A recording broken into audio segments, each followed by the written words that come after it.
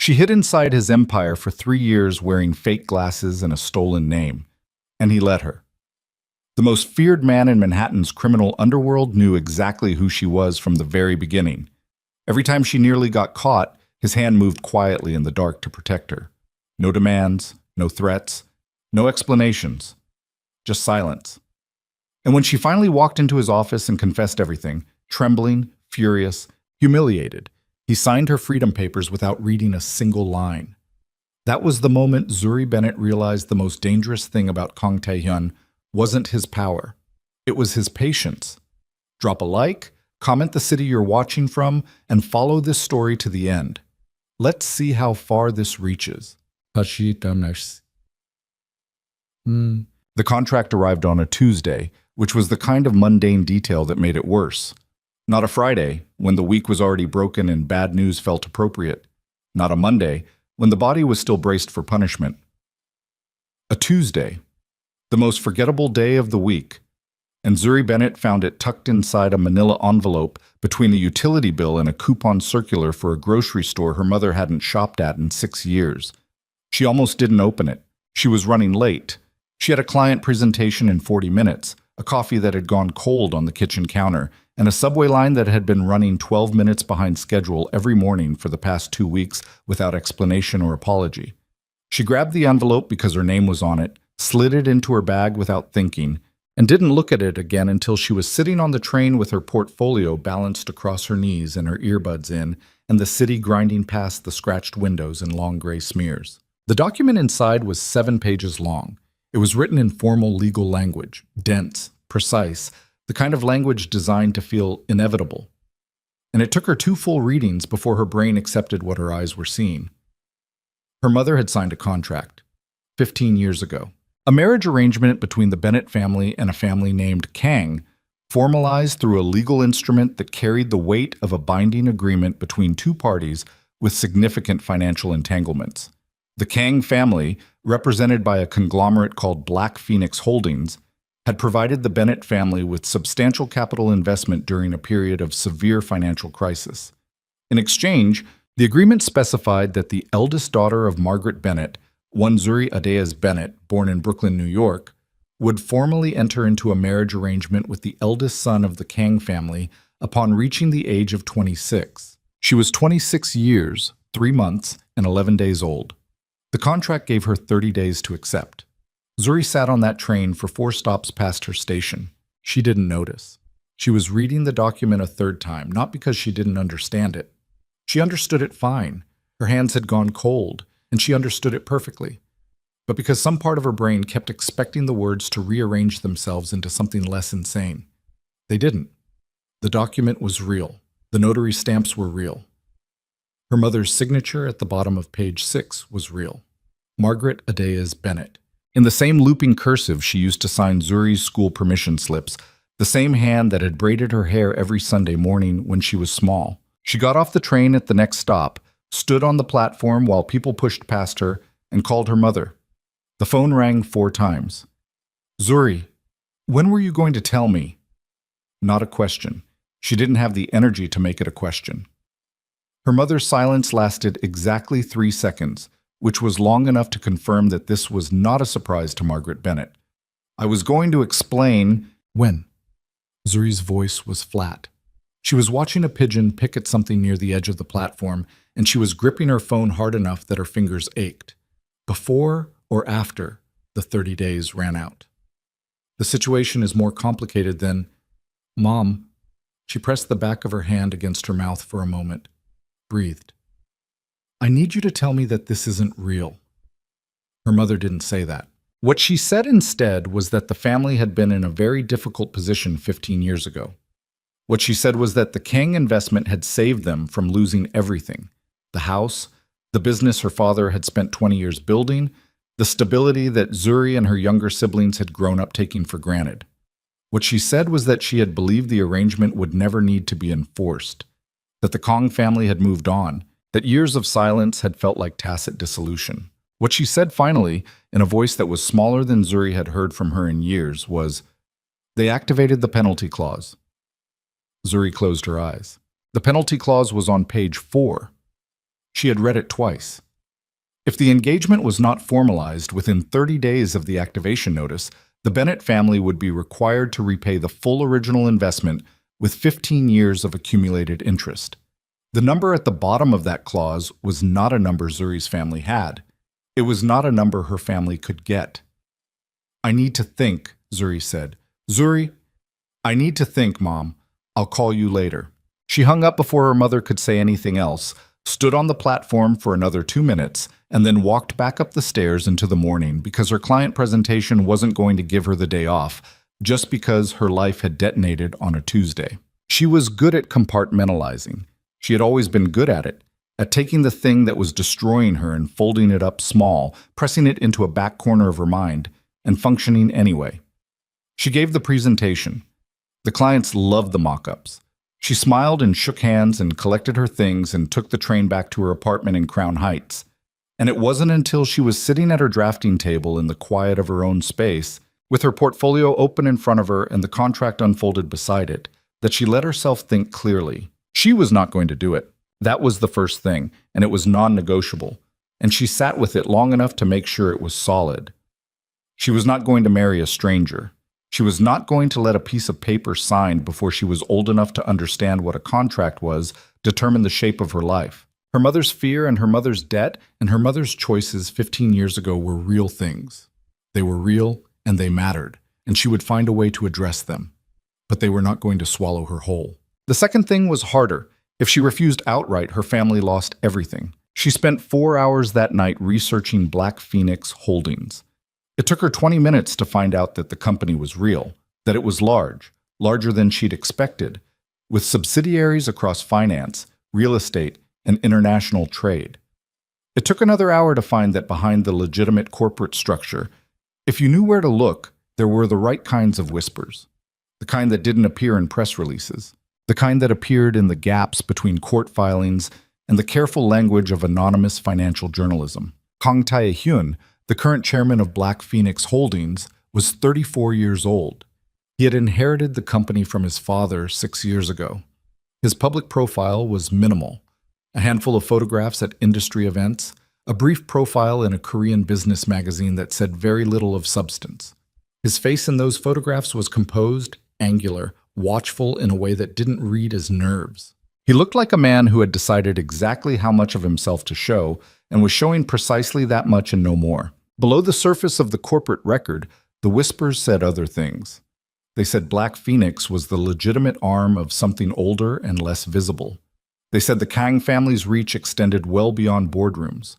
They said Kang Tae-hyun was not a man who lost when the people around him weren't watching.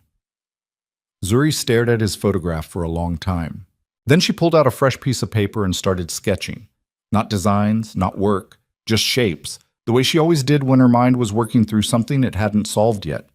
Her hand moved across the page while her brain turned the problem over and over, examining it from different angles, looking for the edge. She found it at 2 a.m. She couldn't refuse. She couldn't comply. She couldn't fight the contract legally without resources she didn't have and time she didn't have more of. But she could do something else. She could go inside. She could get close enough to understand the contract's architecture, find its weaknesses, find a way to dissolve it that didn't cost her family everything. She could take the weapon apart from the inside. She needed access to Black Phoenix Holdings. She needed to be someone they'd never notice. She needed to not be Zuri Bennett. It took her a week to build the identity. She was a graphic designer. She knew how to construct an image, how to decide what an audience saw and what they didn't. She researched Black Phoenix's open positions, studied their design team's public work, calibrated her fake portfolio to match the aesthetic gap she could see in their existing brand language. She found a name that felt forgettable in the right way.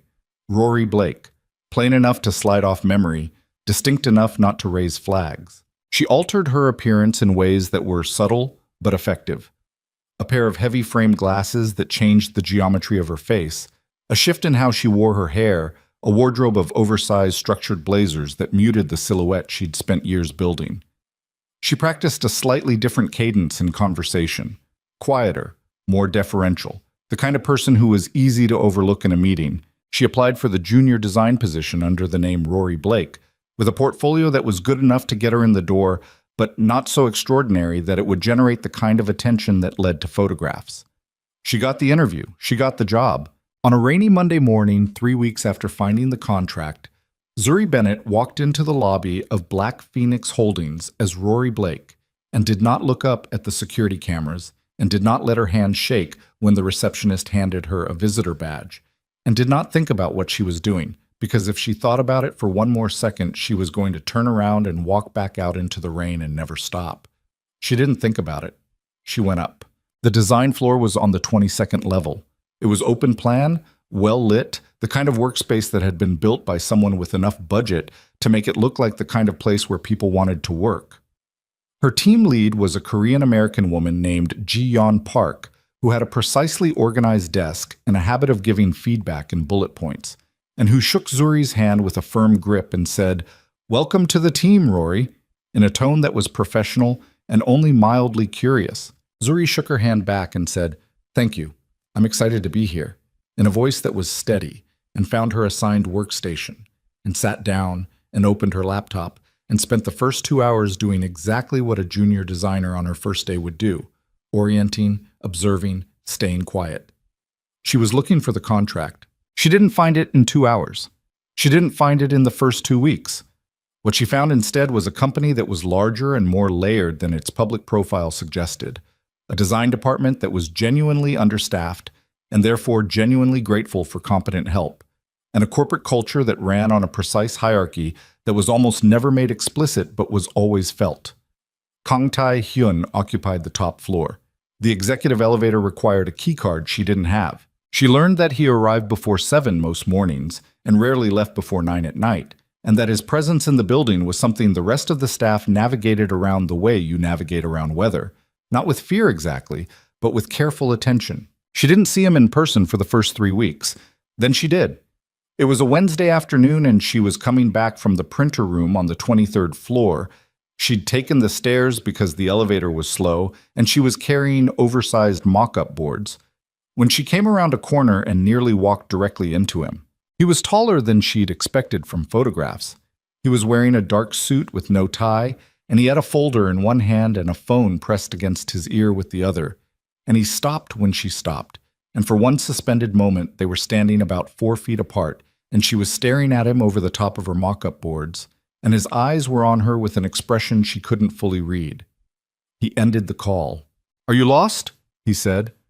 His English was unaccented. His voice was quieter than she'd expected from a man of his reputation, not soft, but controlled, the kind of quiet that came from never needing to be loud. "No," she said. Her voice came out even. "Just the printer room. I work on 22. He looked at the mock-up boards. His expression didn't change. "The Callaway account?" She didn't ask how he knew. "Yes." He nodded once, a minimal thing, barely an acknowledgement, and stepped aside to let her pass. She walked past him and did not increase her pace and did not exhale until she had turned the corner and the hallway had given her back her privacy. Her hands were shaking by the time she reached the stairs, not because of who he was, not because of the contract, because of the way he'd looked at her, not predatory, not suspicious, but with the particular quality of attention that she associated with people who saw more than they let on. She had spent 3 weeks building herself into someone forgettable, and in 10 seconds in a hallway, she had the cold, lurching feeling that she had not been forgettable at all. She went back to her desk. She worked. She told herself she was being paranoid. The months moved. Fall shifted into winter, and winter into a gray, grinding New York spring. She got better at being Rory Blake. She learned the rhythms of the office, the interpersonal geography of the design floor, which senior team members to approach with questions and which ones to avoid. She learned that Ji-yeon Park respected precision above all else, and that the fastest way to earn her trust was to deliver exactly what you promised, exactly when you promised it. She did that, consistently, for 6 months, and at the end of those 6 months, Ji-yeon told her she was being moved to a mid-level position on the brand strategy team. It was a promotion she hadn't pursued. It was also a promotion she couldn't refuse without drawing exactly the kind of attention she was trying to avoid. She took it. The brand strategy team met with executive leadership quarterly. That was how she ended up in a conference room on the 31st floor for the first time, seated near the end of a long table, her portfolio in front of her, watching Kang Tae-hyun enter the room and take a seat at the head of the table and begin the meeting without preamble or ceremony. He presented with the same quality she'd felt in the hallway, contained, precise, the kind of attention that made every person in the room feel both seen and slightly uncertain. He asked questions that were brief and specific and that had the uncomfortable quality of revealing that he had already thought further ahead than anyone else in the conversation. When he looked at the team's current brand projections and paused for a moment, nobody spoke into the pause. He looked up. His gaze moved down the table. It stopped on her for a fraction of a second longer than it stopped on anyone else. The identity system is inconsistent across platforms, he said. Not to her specifically, to the room. The visual language is strong in print but loses coherence in digital application. I'd like a proposal for a unified system by the end of the quarter. The meeting moved on. She told herself the pause had been nothing. She didn't believe it, but she told herself anyway. She put together the unified brand system proposal. She worked on it for 3 weeks in the evenings after the office emptied out, staying at her desk while the building went quiet around her, because the work was genuinely interesting, and because she was better at it than she'd let on, and because some part of her that she hadn't fully examined yet wanted to do it right, regardless of everything else. She submitted it through Ji-yeon. She didn't expect to hear back directly. She was at her desk on a Thursday morning when an email arrived from Tae-hyun's executive assistant requesting her presence in the executive suite at 3 o'clock to discuss her proposal. Her stomach dropped. She went up at 3. The executive suite was different from the rest of the building. Quieter, more spare, with the kind of intentional restraint that cost more than ornamentation. His assistant, a composed young man named Daniel, showed her to a meeting room and brought her water and told her Mr. Kang would be a few minutes. And she sat at the small conference table and breathed and reminded herself that she was Rory Blake, and Rory Blake was not afraid. Tae-hyun came in at 3:08. He had the proposal printed and annotated in the margins in a small, precise hand. He set it on the table without sitting, stood across from her with his arms loosely crossed, and said, "You restructured the entire approach." "The original brief was too narrow," she said. "Solving the digital print inconsistency in isolation doesn't address the underlying problem." Which is, the brand doesn't have a clear point of view about what it's for. It has aesthetics. It doesn't have a position. You can't create visual consistency when the conceptual foundation is ambiguous. He looked at her for a moment. "You've been with the company 8 months." "Yes. And your read is that the brand lacks a point of view. My read is that the brand is managed by committee, and it shows. Every visual decision is a negotiation between competing preferences instead of an expression of a defined identity." She stopped, recalibrated. "That's my read. I could be wrong." He uncrossed his arms, pulled out the chair across from her, and sat. "You're not wrong." He opened the proposal to the 3rd page. "Walk me through this section." They talked for 40 minutes. It was the longest conversation she'd had with anyone at Black Phoenix that wasn't about a specific deliverable, and it was, she couldn't deny it even to herself, the most alive she'd felt in a professional context in years. He pushed back on 2 of her conceptual frameworks with specific, well-reasoned counterarguments, and both times she held her ground, and both times he listened to her response and adjusted his position and moved on without ego. He asked questions the way a person asked questions when they were genuinely trying to understand something, not when they were trying to demonstrate that they already knew. At the end of the 40 minutes, he closed the proposal and said, "I want to expand the scope. Full brand identity review across all subsidiaries. I need a lead on this project." She knew what was coming before he said it. "I'm recommending you." She should have said no. Every rational calculation she'd made for the past 8 months said she should have said no. That more visibility was danger. That advancement meant scrutiny. That the closer she got to the center of Black Phoenix, the more likely it became that someone would look at her face and see past Rory Blake and see Zuri Bennett. She said, "I'd like that. I'd like..." She didn't examine why until later that night, sitting at her drafting table in Crown Heights, with a glass of water going warm beside her hand, her sketchbook open to a page she'd been filling with shapes that weren't designs. And she recognized them, finally, as the visual vocabulary she'd been developing in her head for months. The way Black Phoenix should look, if it had a real point of view. the way she'd been building the answer to a question that had only been asked aloud that afternoon. She had made herself forgettable, and then she had walked into his office and been herself for 40 minutes. That was the mistake. She knew it was the mistake. She wasn't sure she cared. Winter came. The brand project expanded across 3 months and pulled her into cross-departmental meetings, external agency coordination, and 2 separate presentations to the executive team. She managed it from behind the Rory Blake identity with the focus and control of someone walking a very thin line above a very long drop. Every time she sat in the executive conference room, she felt the pull of the line underfoot. Slight, but there. What she did not expect was the small things. The Tuesday morning in December when Tae-hyun's mother, a woman named Mrs. Kang, who arrived with the particular energy of someone accustomed to deference, swept through the executive floor for an unannounced visit, and Zuri, who was there to drop off mock-up revisions, had ducked into the boardroom to avoid being in the hallway when the older woman passed. She crouched behind the far end of the conference table, bag in her lap, listening to Mrs. Kang's heels click past in the corridor outside. And when the footsteps faded, she found a bottle of water sitting on the floor beside her knee. She looked up. Nobody was there. She picked up the bottle, cold, newly opened. She thought about it for a long time.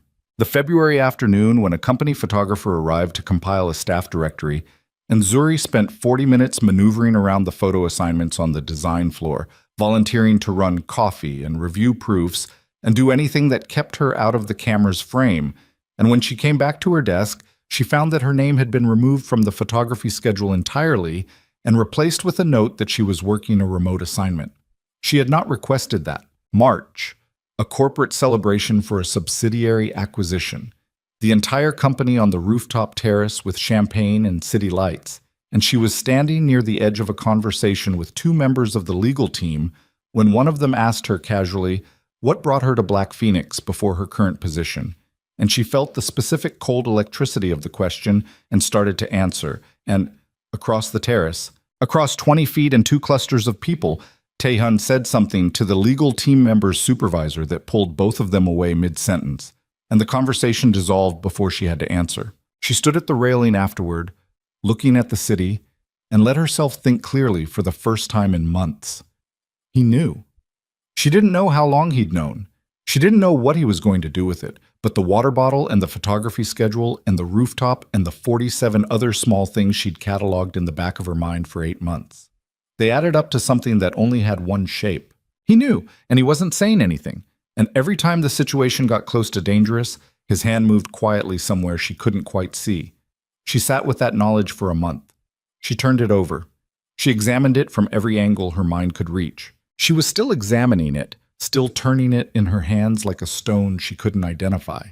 When she came back to her desk on a Monday morning in April and found that her mother had called 4 times, and when she finally listened to the voicemail, her mother's voice was thin and frightened, and she said 2 words that made everything close in at once. They're coming. The penalty clause. The 30 days. The money. The ruin. Zuri sat at her desk in Black Phoenix Holdings, surrounded by the work she had built under a stolen name, and looked at the city through the floor-to-ceiling windows, and understood with sudden, absolute clarity that the time she had bought herself was gone. She had gone inside to destroy the contract. Instead, she had spent a year and a half building something she hadn't planned on, and now the only way out ran straight through the one door she had been circling since the beginning. She picked up her bag. She took the executive elevator. She went to the 31st floor, and for the first time in 18 months, she walked toward Kang Tae-hyun's office as herself. The executive elevator made no sound when it moved. That was the thing she noticed, standing inside it with her bag against her hip and her reflection broken into fragments by the brushed steel panels. The whole mechanism rising 31 floors in a silence so complete it felt pressurized. Like the building was holding its breath. Like it knew something was about to change and hadn't decided yet whether to allow it. The doors opened. Daniel looked up from his desk with the practiced composure of someone who had been trained not to show surprise, but she caught the half-second recalibration in his eyes, the quick internal adjustment of a man who had cataloged every person permitted on this floor and was now encountering one who wasn't on the list. "Rory," he said, carefully, "I need to see him. Mr. Kang is in a call until—" I know. She was already moving past the desk. Tell him Rory Blake is here. Tell him it's about the contract. She said the last word without inflection. Just a word. But Daniel's composure shifted again, barely, and she saw it, and she kept walking toward the closed office door at the end of the hall and did not let herself slow down because if she slowed down, she was going to stop, and if she stopped, she was going to leave. And if she left, she was never coming back. She knocked twice. Didn't wait. She pushed the door open. Kang Tae-hyun was standing at the window wall, phone to his ear, looking at the city 40 stories below with his back to the door. He turned at the sound of her entry. Not startled, just turning, the way a man turned when he had already heard someone coming and had decided to let them arrive. He looked at her for one unreadable moment, said something brief and final into the phone in Korean, and ended the call. He set the phone on his desk. He looked at her. "Close the door," he said. She did. The office was spare in the way expensive things were spare. Nothing unnecessary, nothing accidental. The furniture chosen with the same quality of deliberate restraint she had come to associate with everything about him. Floor-to-ceiling windows on two sides. A desk that was clear except for a single open folder. A credenza along the far wall with a row of architectural models that she had always been curious about and had never been close enough to examine. She had thought about this moment for months. She had run it in her mind in dozens of versions. What she would say first, how he would respond, what his face would do when she said her real name out loud in this room. She had never fully believed she would actually be standing here. She was standing here. "My name isn't Rory Blake," she said. He didn't react. Not a flicker. Not a shift in his expression. Nothing that suggested this was news. He moved around his desk and sat. Not behind it, on the edge of it, arms crossed, watching her with that quality of attention that she had spent 18 months trying not to think about. "I know," he said. The two words landed in the room like something dropped from a height. She had prepared for denial. She had prepared for anger, for the specific controlled fury she imagined a man like him would carry, for threats or demands, or the cold mechanics of power being applied. She had not fully prepared for this. For the quiet, factual acknowledgement of a man who had been sitting on the information for so long, it had lost its urgency. "How long?" she said.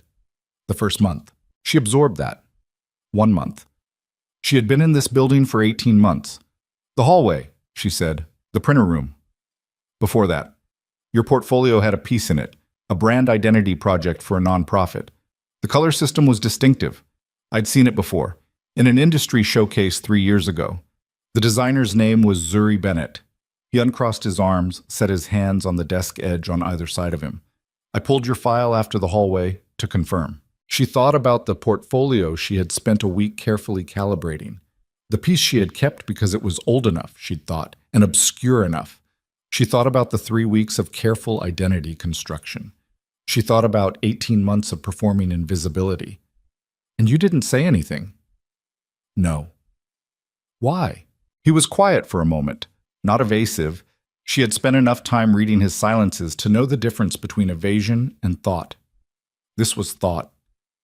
"You weren't hurting anyone, Chat," he said finally. "You were doing the work, and you were doing it well." A pause. "I wanted to see what you were building." Something about that answer made her angrier than denial would have. "You wanted to see," she repeated. "Yes. I have been living a double life in your company for 1.5 years," she said, and her voice was still even. She was holding it even. "Because your family put a contract on my life before I could drive a car, and you wanted to see what I was building. I understand why you're angry." "You don't." She put her bag down on the chair beside her, not gently.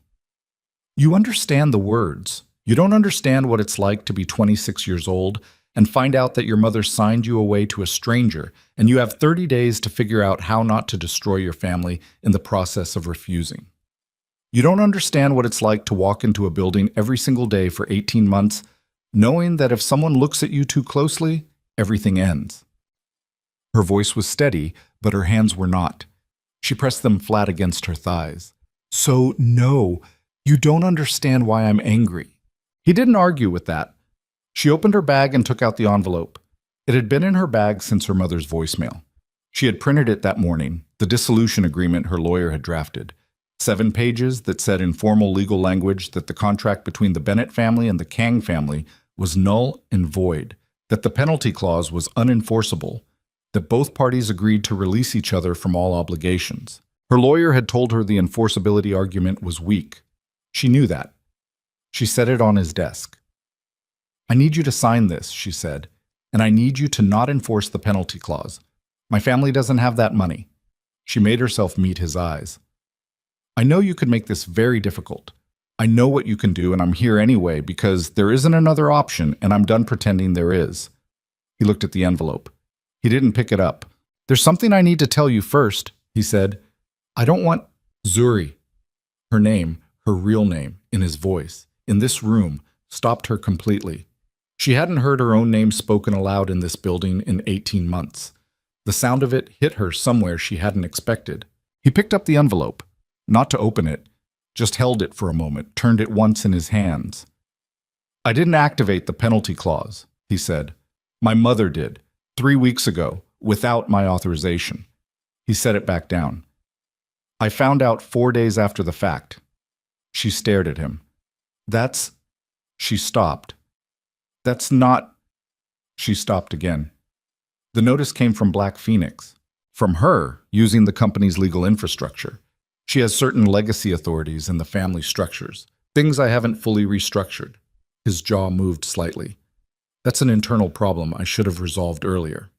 "Why would she—" "Because she wants the alliance formalized. Because she believes the contract represents a commitment my family made and that commitment should be honored." He paused.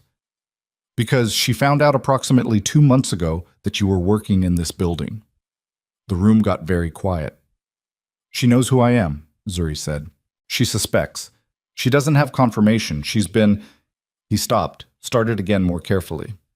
"She's been pressing me for information about Rory Blake. She thinks the presence of a woman matching your general description in this company is not a coincidence. She wants to verify." Zuri's mind moved fast through the implications. The months rewinding, Mrs. Kang's visit in December, the specific quality of the older woman's attention when she walked the executive floor, the way the staff had moved differently around her than they moved around Tae-hyun. She thought about Daniel downstairs right now with his phone in his hand. "Does she know I'm here?" Zuri said. "In this office, right now." "Probably," he said, "within the next few minutes." She picked up her bag. "Don't," he said. Not a command, just the word. "I need to leave." "If you leave now, she'll follow. She has people watching the building." He said it without drama, as a fact. "If you walk out of here in the next 30 minutes, you won't make it 2 blocks before someone stops you and asks you to come have a conversation with her. And that conversation will not go the way you want it to." Zuri stood very still and thought about her mother's voicemail, and the 4 missed calls, and the fear in Margaret Bennett's voice, and the number at the bottom of page 4 of the original contract. And she felt the walls of the situation close in another degree, and she breathed through it. "So what do you suggest?" she said. He was quiet for a moment.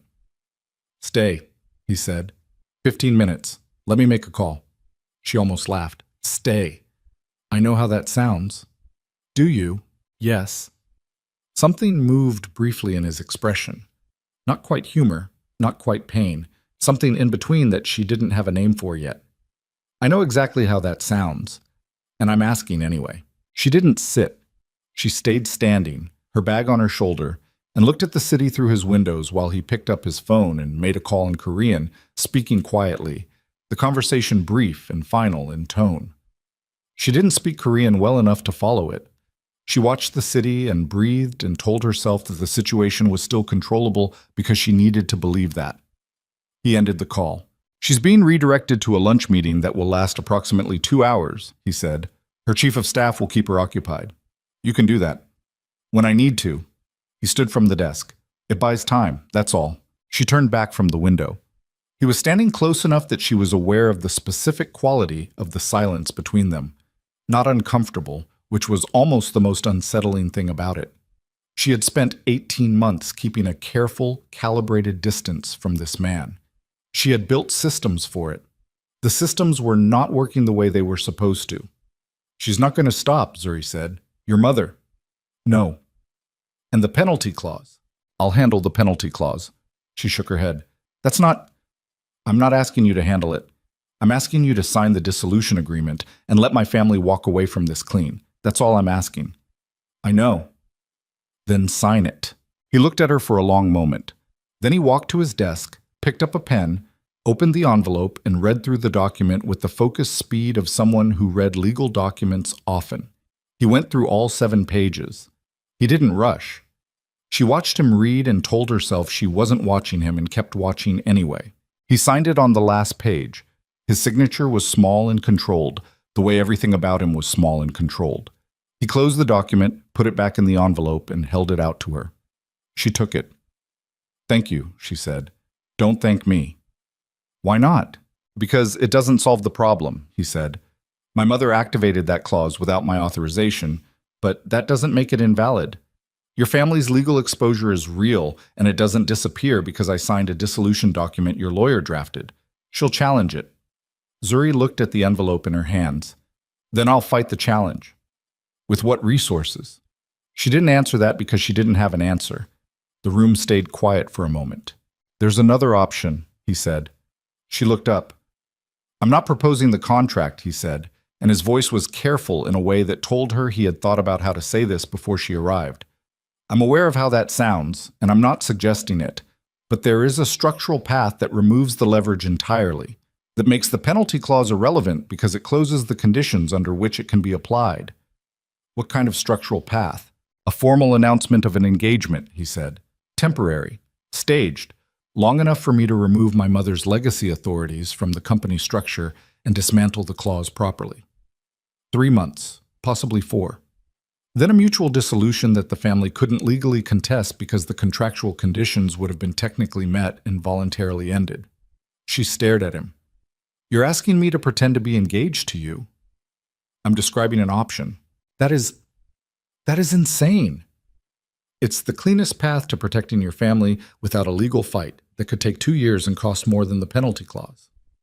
He wasn't defensive, just laying it out. I understand if you refuse. I'm not. She pressed her hand against her mouth for a moment, breathed. I spent 1.5 years hiding from you. I just walked in here to hand you a piece of paper that ends this. And your solution is more contract. My solution is no more contract. Eventually. This is the mechanism to get there. She looked at him, really looked, the way she had been carefully not looking for 18 months, the way she had trained herself not to, because looking clearly at Kang Tae-hyun was not something she could afford. She looked now. He looked tired, not in his posture, which was still controlled, still precise, but in something behind his eyes, the particular tiredness of a person who had been carrying something heavy for a long time and had gotten very good at not showing it. She understood that tiredness. She had been living inside a version of it for 1.5 years. I need to think, she said. Of course. She picked up her bag properly. I need to not be in this building while I think. He nodded once. Daniel will take you down the back elevator. The lobby on the service side doesn't have the same coverage as the main entrance. She stopped. The camera coverage, she said slowly. The lobby cameras. You moved me away from them, didn't you? That first month, you adjusted something, because you'd pulled my file and confirmed who I was, and you moved me away from the cameras so the facial recognition wouldn't flag me. He didn't confirm it. He didn't deny it either. Why, she said. For 18 months. Why? He was quiet for a long moment.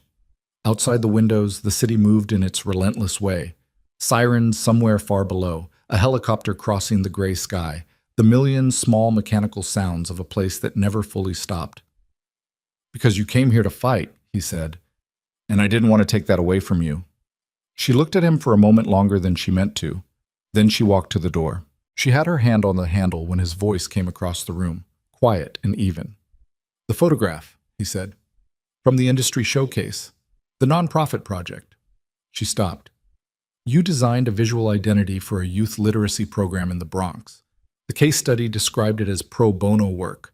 The brief said the organization couldn't afford design services. A pause.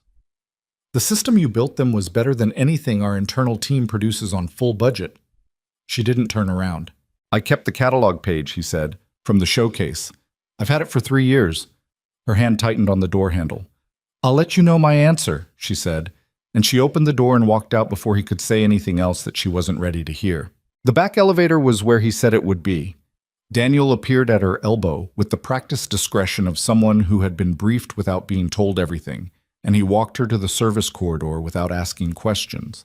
And the elevator opened before she pressed the button, and she went down alone in another silence.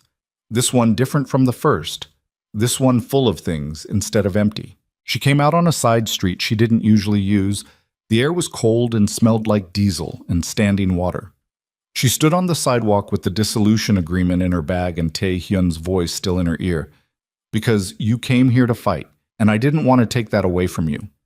And she looked at the street and understood with a precision that felt almost physical that she was standing at the exact edge of the thing she'd been running from for 18 months. She had her exit. The signed paper was in her bag.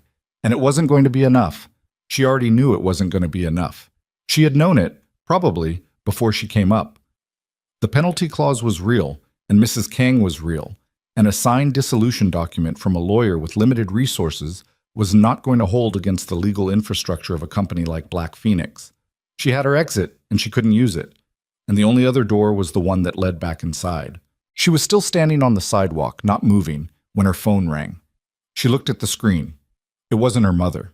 The number was one she didn't recognize. A Korean country code, clean international format.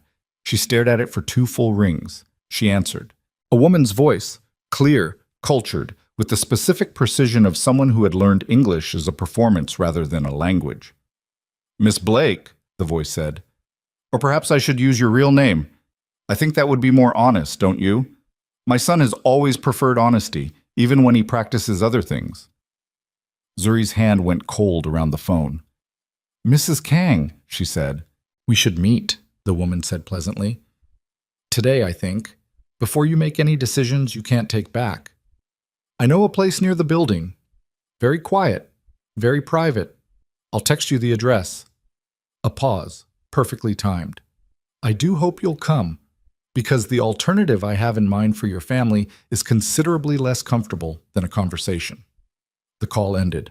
Zuri looked at the street, looked at the building she'd just come out of, looked at the phone in her hand as the text arrived. An address 6 blocks east, a restaurant she'd never been to, a time that was 40 minutes from now. She had the signed paper, she had the exit, she had 40 minutes, and somewhere above her, 31 floors up, the most complicated man she'd ever refused to understand was sitting in his office knowing that his mother had just made her first move. And she understood, suddenly and completely, that everything she had built and everything she had run from and everything she had almost let herself want had just collapsed into a single point. She started walking east. The restaurant was called Sora. It occupied the ground floor of a narrow building on 54th Street, the kind of place that had no sign visible from the sidewalk, just a brushed steel door and a small intercom panel, and a single potted tree pruned into an unnatural shape standing sentinel beside the entrance. The kind of place that existed to be invisible to people who hadn't been told about it. Zuri stood outside it for 30 seconds. The wind came off the avenue and pushed against her back, and the city moved around her in its indifferent way, and she thought about turning around, about calling her lawyer, about calling her mother, about doing literally anything other than walking through that door. She walked through the door. Inside was quiet the way money was quiet.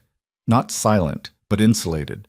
The noise of the street reduced to something distant and irrelevant. Low lighting, tables spaced far apart. A host who looked at her without expression and said, Mrs. Kang is expecting you, and led her toward the back without waiting to see if she followed. Mrs. Kang was already seated at a corner table with a glass of water and a small plate of something Zuri didn't look at. And she was smaller in person than she had seemed from across an executive hallway. Compact, elegantly dressed, with the particular quality of stillness that belonged to people who had learned long ago that they didn't need to perform power because they had it. She looked up when Zuri approached. Sit down, she said.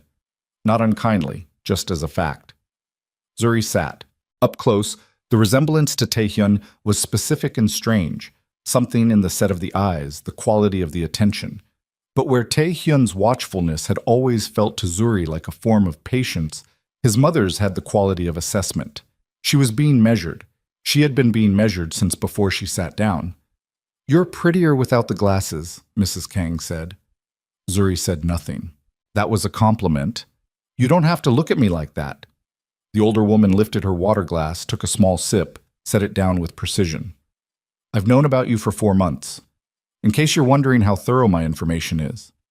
4 months, Zuri said, not 2. Something moved briefly in Mrs. Kang's expression, a small recalibration, quickly contained. My son told you 2 months. He told me you found out 2 months ago. My son, Mrs. Kang said carefully, knows what I choose to share with him, which is not always everything. She folded her hands on the table. Her nails were short and unpainted, and her rings were simple and very good. I've been watching you since January. I wanted to understand what you were doing before I decided what to do about it. January. 4 months of surveillance Zuri hadn't detected.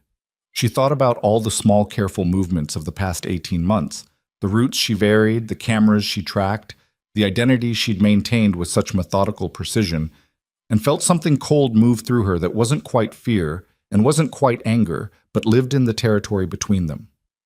You didn't tell your son, Zuri said. I tell my son what is useful for him to know when it is useful for him to know it. Mrs. Kang's tone was matter of fact. Tae-hyun is very capable. He is also, in certain areas, not as practical as he believes himself to be. What areas? The older woman looked at her steadily. The area we're sitting in right now. Zuri kept her face neutral and her hands flat on her thighs under the table. You activated the penalty clause. I did. Without your son's authorization. I have certain retained authorities in the family's legal structures. They're mine to use. He's the chairman. He is, Mrs. King nodded once. And I am his mother, and before that I was the person who built the foundation he chairs. The contract was made under my authority as well as my husband's. My husband is gone. The authority remains mine. She said this without heat, without defensiveness, as something that simply was. I didn't activate it to punish you, Miss Bennett. I activated it because the deadline was real and because my son was not going to act on it himself. Because he doesn't want the contract enforced. Because he is being sentimental about a situation that requires practicality. For the first time, something moved in Mrs. Kang's voice. Not anger, not warmth, but a kind of compressed weight. My son has spent 3 years quietly protecting a woman who came into his company under a false identity to undermine a legal agreement, and he did this because he found her interesting. She paused. I find that concerning. Zuri breathed slowly. He signed the dissolution agreement. I know. Then the contract is not dissolved. Mrs. Kang's voice was still pleasant. A dissolution agreement signed by one party under circumstances that could be characterized as coercion, you entering his office unannounced while my son was managing a sensitive business situation, has limited legal weight, particularly against a contract with the original enforcement mechanisms ours carries. She tilted her head slightly. Did your lawyer explain that to you? Her lawyer had explained exactly that. She said nothing. The penalty clause stands, Mrs. Kang said. Your family's exposure is real. The amount owed is real. And I want you to understand that I take no pleasure in this. Your family's difficulty is not something I engineered. Your mother made an agreement, and I am asking for it to be honored. That is all. By forcing me to marry your son. By asking you to consider it seriously, yes. She unfolded her hands. I've read your work. I'm not unaware of who you are as a professional. I'm not asking you to disappear.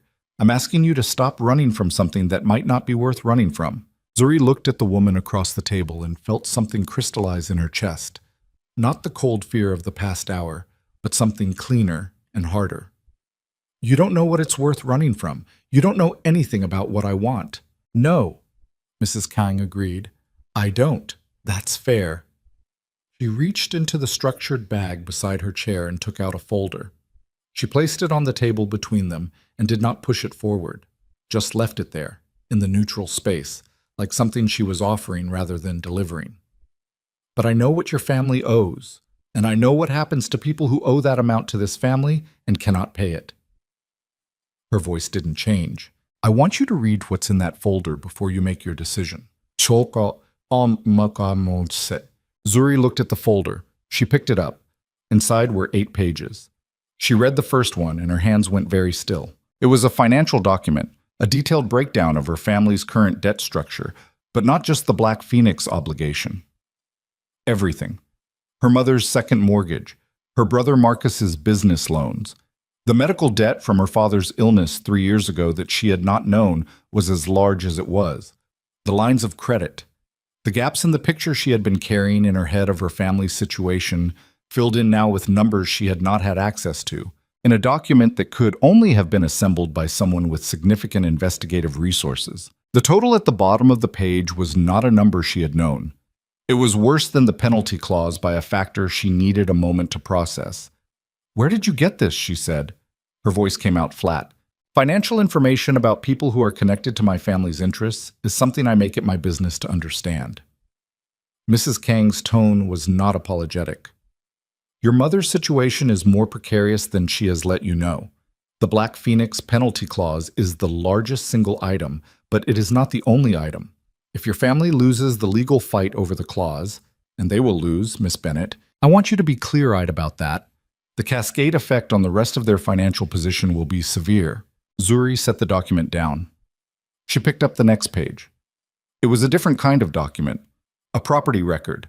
The title to her mother's house in Fort Greene, the house Zuri had grown up in, the house where her youngest sister still lived. The title showed a lien she had not known about, registered 4 months ago, the creditor listed as a holding company with a name she didn't recognize. She went cold. "That holding company," she said, "is one of ours," Mrs. Kang said. "Yes." The cold spread outward from her chest to her hands to the back of her neck. "You put a lien on my mother's house." The lien was placed as security against the existing debt obligation. It's a standard financial protection mechanism. The older woman's voice was steady and without apology. "I want you to understand the full shape of the situation, Miss Bennett. Not to frighten you, to ensure you are making your decision with complete information. This is a threat. This is a disclosure." Mrs. Kang picked up her water glass again. "A threat would be me telling you what happens next if you walk out of this restaurant without agreeing to take the proposal seriously. I'm not doing that. I'm showing you the landscape and trusting you to read it accurately." Zuri looked at the folder in her hands, looked at the woman across from her, looked at the door at the far end of the restaurant that led back to the street. She had walked in here with a signed dissolution agreement and the beginning of a plan and the specific kind of furious energy that had carried her through 18 months of a double life. She was sitting here now with a folder full of information she hadn't had and a picture of her family's situation that was substantially worse than the picture she had been carrying, and the energy had not gone anywhere, but it had changed shape, and the new shape felt less like fuel and more like something she needed to be very careful with. "What do you actually want from me?" Zuri said. Not combative, just precise. Specifically, not the contract language. "What do you want?" Mrs. Kang was quiet for a moment. The first pause Zuri had seen from her, and it felt real rather than calculated. "I want my son to have someone in his life who is not afraid of him," she said. "That is rarer than you might think." Zuri didn't expect that answer. She sat with it for a moment, which she suspected was exactly what the older woman had intended. "And if I agree to the proposal my son described to you, yes, the staged arrangement." She stopped. "He told you what he offered me." "He called me after you left," Mrs. Kang said. "He told me what he'd proposed, and he told me he was asking me to stand down."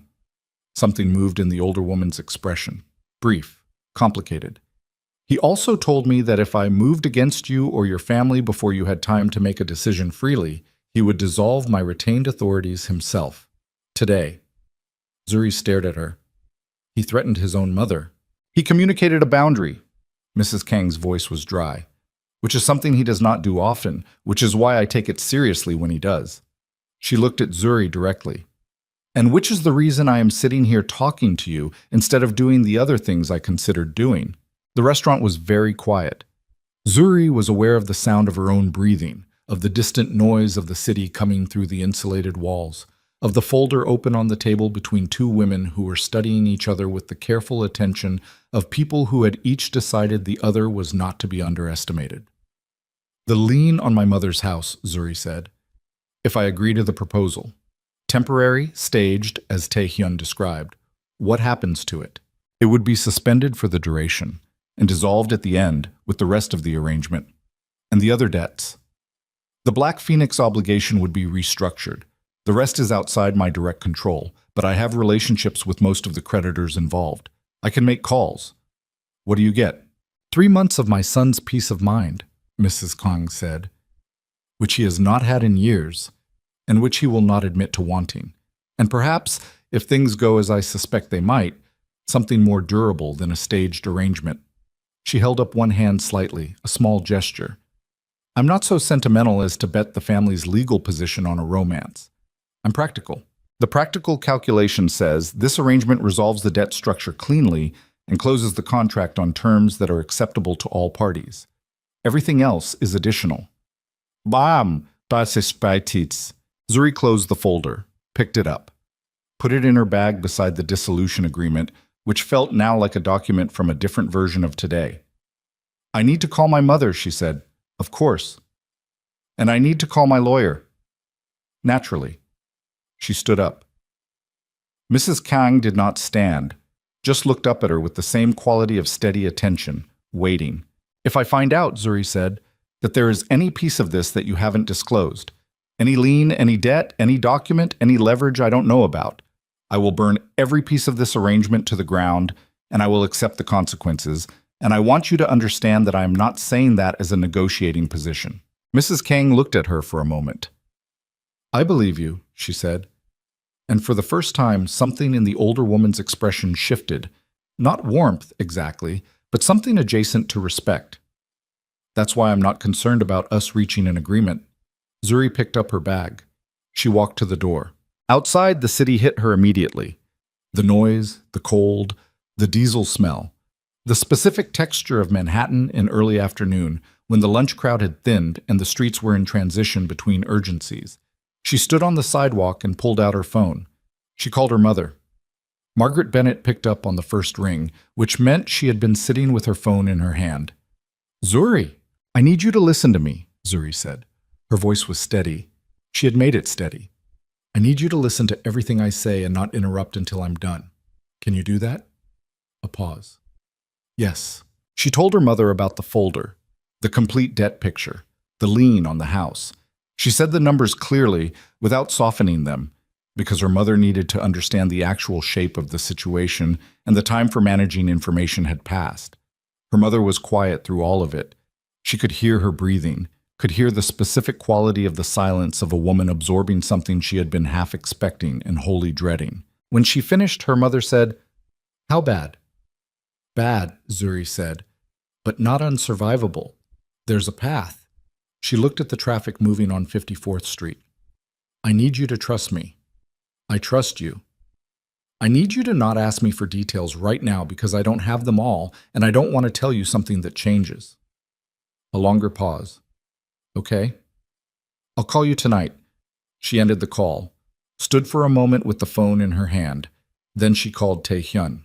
He picked up on the second ring. She showed you the folder, he said.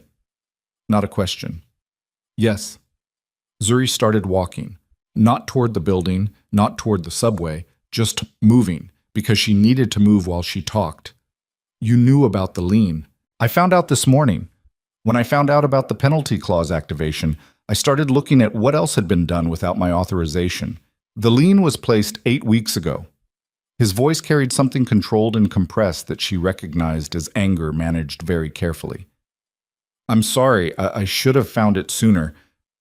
She's been watching me since January. I know, she told me after you left the building. A pause. Are you all right? The question was so plain and so without agenda that she almost didn't know what to do with it. I don't know yet, she said honestly. I'm thinking. Take the time you need. Tae-hyun. She stopped walking. She was standing at an intersection, cabs moving through the light ahead of her, the city indifferent in every direction.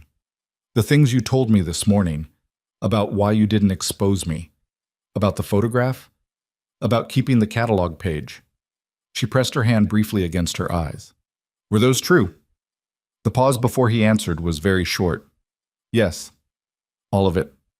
All of it. She stood at the intersection and breathed and thought about 18 months of small interventions and the water bottle on the boardroom floor and a photograph of a nonprofit brand system kept in a drawer for 3 years, and a man who had known exactly who she was since her first month in his building and had chosen every single day to let her keep fighting. She thought about Mrs. Kang's words across the restaurant table. I want my son to have someone in his life who is not afraid of him. She thought about the fact that she had never been afraid of him. She had been afraid of the contract, afraid of exposure, afraid of losing her family's stability, afraid of a dozen things, but not of him. Somehow, in 18 months of carefully maintained distance, that had never been the fear. I'll give you my answer tomorrow morning, she said. Okay. And Taehyun. She looked at the light. It had changed twice while she stood there. The retained authorities.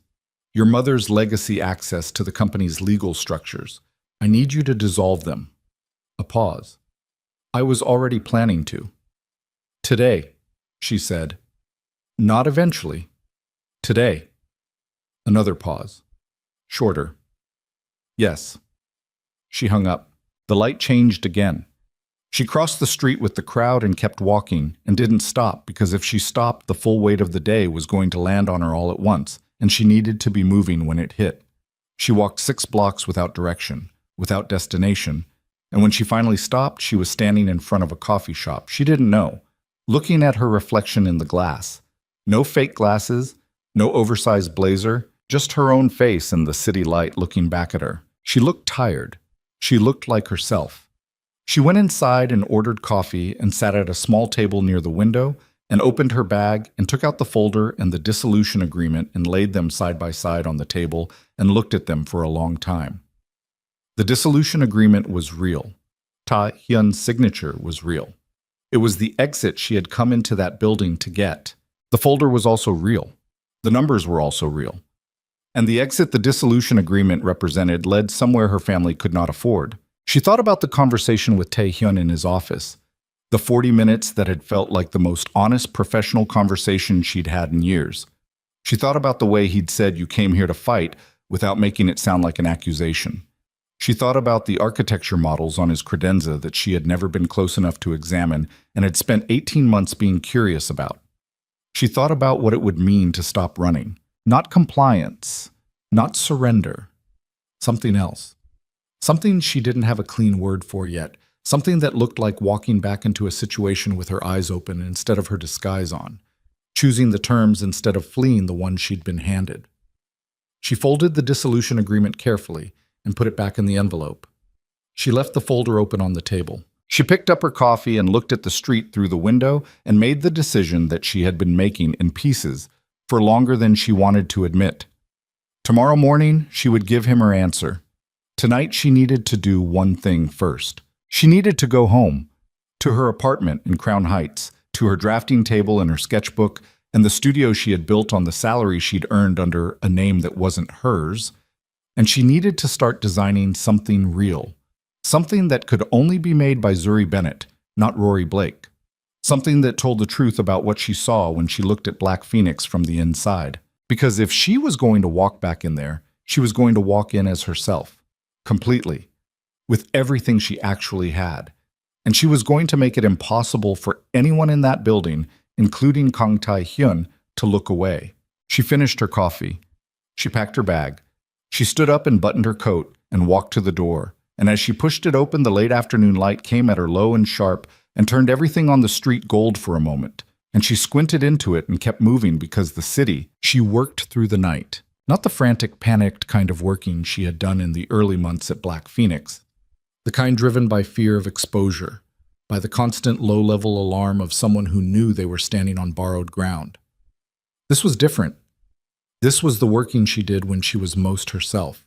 When the problem in front of her was large enough and real enough that everything else fell away, and there was just the table and the light and the paper and her hand moving across it. She started with the architecture, not the visual system. That came later. First the bones. She pulled everything she had accumulated in 18 months inside Black Phoenix, the brand audits, the cross-departmental inconsistencies she had cataloged, the gap she had identified in that first executive meeting between what the company presented to the world and what it actually was. She spread it across her drafting table in the order it made sense to her mind, which was not chronological and was not hierarchical, but was the order in which the pieces connected, the logic of the thing revealing itself in the arrangement. Black Phoenix had been built by 2 generations of a family that operated in 2 worlds simultaneously, the legitimate corporate structure and the older, less visible network beneath it. The brand reflected that split in ways that nobody had ever addressed directly, because addressing it directly would have required naming what the company actually was. Every visual system they had ever commissioned had tried to paper over the gap with aesthetics, strong aesthetics. Sometimes, there were pieces of their existing identity that were genuinely good. But aesthetics built on an unaddressed foundation didn't hold. They degraded. They became inconsistent, then contradictory, then incoherent. What the brand needed, what it had always needed, was a point of view about the tension itself. Not concealment, not exposure. Something harder to do than either, acknowledgement. The visual language of an organization that operated at the intersection of power and restraint, that understood the weight of what it carried, that had chosen to present itself to the world with the kind of honesty that came not from transparency, but from precision. She sketched until 3 in the morning. She slept for 4 hours on her couch without meaning to, woke with her cheek against the sketchbook, and made coffee, and kept going. By 6, she had the core concept. By 8, she had the visual language. By 10, she had a presentation structure that could be delivered in 40 minutes to an executive room and that she was, for the first time in a year and a half, not going to walk into under a false name. She showered. She put on the clothes she wanted to wear. Not the oversized blazers of Rory Blake's careful anonymity, but her own clothes, the ones that fit, the ones she'd worn before she needed to disappear. She left the fake glasses on the counter beside her coffee cup. She looked at herself in the mirror for a long moment. Then she picked up her portfolio and went to Black Phoenix Holdings and walked through the main lobby entrance for the first time without looking away from the security cameras. The receptionist at the front desk looked up, looked at her. There was a beat, the specific beat of someone running a face against a mental database. And then the receptionist's expression shifted into something careful and professional, and she said, "Can I help you?" "I'm here to see Kong Tae-hyun," Zuri said. "My name is Zuri Bennett."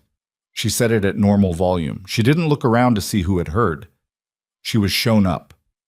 Different elevator than usual. The main one, the one she had spent 18 months avoiding. The lobby cameras tracked her without comment because cameras didn't comment. They just recorded. Daniel met her on 31 with an expression she couldn't fully read. Something between surprise and a particular quality of recognition. Like a man who had known something was coming and hadn't known exactly what shape it would take. "Ms. Bennett," he said, and the name in his mouth was new and careful. "He's expecting you." She followed him down the hall. The office door was open. Tae-hyun was standing at the window when she came in. The same position as yesterday, but different in every other way. Because yesterday she had come in trembling and furious, and today she came in with a portfolio under her arm and her own face, and 18 months of work that she had done in his company under false pretenses, and was about to present under her real name, and he turned when she entered and looked at her, really looked. The complete version of the look she'd been carefully avoiding, and said nothing for a moment. "You're not wearing the glasses," he said. "No." He looked at the portfolio. "What is that?" "Your brand system," she said. "The real one. The one the company actually needs." She moved to the conference table and set it down and opened it. "I worked on it last night. I know the board presentation is in 3 days, and I know I am not technically employed here anymore because Rory Blake doesn't exist, and I burned that bridge when I walked in the front door just now, so I need you to look at this before you decide what to do about everything else." He came to the table. She walked him through it. 40 minutes, the way she had planned. No performance, no qualification, no hedging about her position or her identity or the absurdity of the circumstance. Just the work, the way she had built it, the logic of the decisions, the system in full. He stood beside her at the table and he looked at every page and he asked 4 questions, all of them specific and good, and she answered them directly and the 40 minutes moved the way good working time always moved, which was too fast. When she reached the last page, she closed the portfolio. She looked at him. "I'm going to take the proposal," she said. "The staged arrangement. 3 months, 4 if it needs to be. The terms your mother described." She held his gaze. but I'm going to take it on conditions. His expression didn't change. Tell me. I work on this project, this one, not a new brief, not a reassignment. This exact system through the board presentation and implementation, under my real name, with a proper contract. She pressed her hand flat on the portfolio. Your mother dissolves the lien on my mother's house before I sign anything. Today, not after. And the penalty clause, I need it restructured.